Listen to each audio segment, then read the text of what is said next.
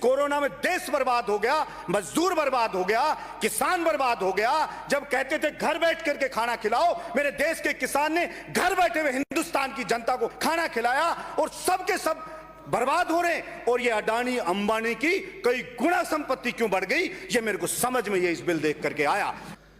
सभापति महोदय, बचपन से ही पढ़ते भी आए और बुद्धिजीवियों से सुनते भी आए कि मेहनत का फल मीठा होता है। बचपन में जब अपने माता पिता को, चाचा ताऊ, पड़ोसी, गांव वाले किसानों को हाथ कपाने वाली सर्दी में पानत करते हुए देखते, 48 डिग्री टेम्परेचर में मेहनत करते देखते, तो हम सोचते थे मेहनत देश का किसान करता है तो शायद सबसे ज्यादा फल किसान को मीठा मिलता होगा। और हमारे माता पिता सबसे ज्यादा खुशहाल होंगे। धीरे धीरे बड़े हुए तो हमने अपने माता पिता को चिंता में देखा, अभाव में देखा, ग्रामवासियों को अभाव में देखा। तो हम कंफ्यूज हुए कि जब मेहनत का फल मीठा होता है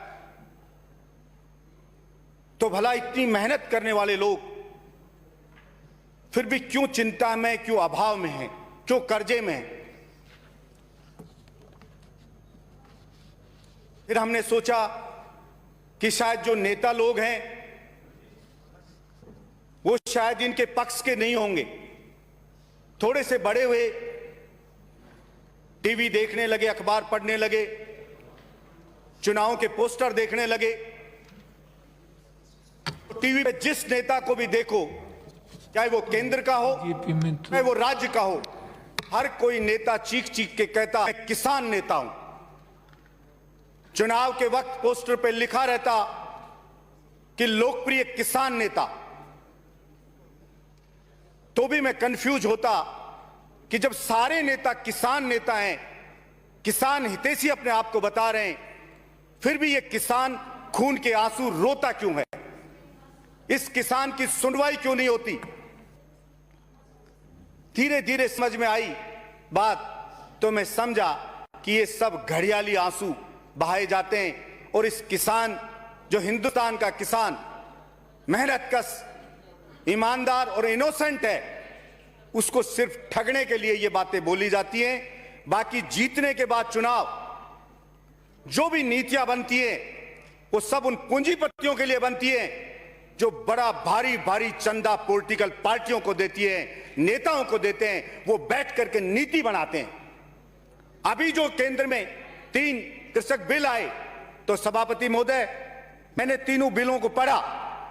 मैं पढ़ करके कंफ्यूज हुआ कि पहला जो बिल था उसमें था कि साहब कि कोई भी कितनी भी कहीं भी खरीद कर सकता है, कंपनी खरीद कर सकती है, व्यक्ति कर सकता है। तो मैंने देखा ये तो कानून पहले से भी है।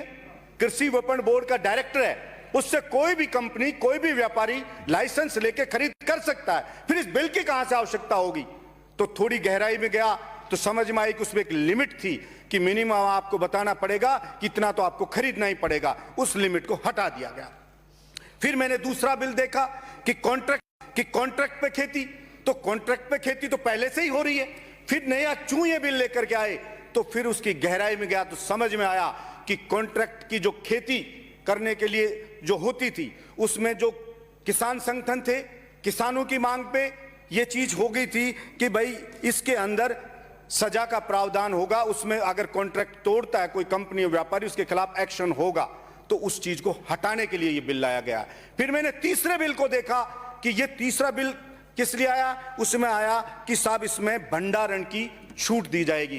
तो मेरा एकदम से सर उस चीज से लेकर के चकरा गया कि भला मैं समझ नहीं पा रहा तब कि ये चीज क्यों हो रही है। तो मुझे अच्छे से समझ में आया कि तीनों बिल लाए किस लिए गए हैं।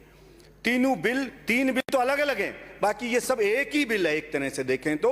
और ये मैं अच्छे से समझ गया मुझे समझ आ गया कि इस कोरोना में देश बर्बाद हो गया, मजदूर बर्बाद हो गया, किसान बर्बाद हो गया। जब कहते थे घर बैठ करके खाना खिलाओ, मेरे देश के किसान ने घर बैठे हुए हिंदुस्तान की जनता को खाना खिलाया और सबके सब बर्बाद हो रहे हैं। और ये अडानी अंबानी की कई गुना संपत्ति क्यों बढ़ गई?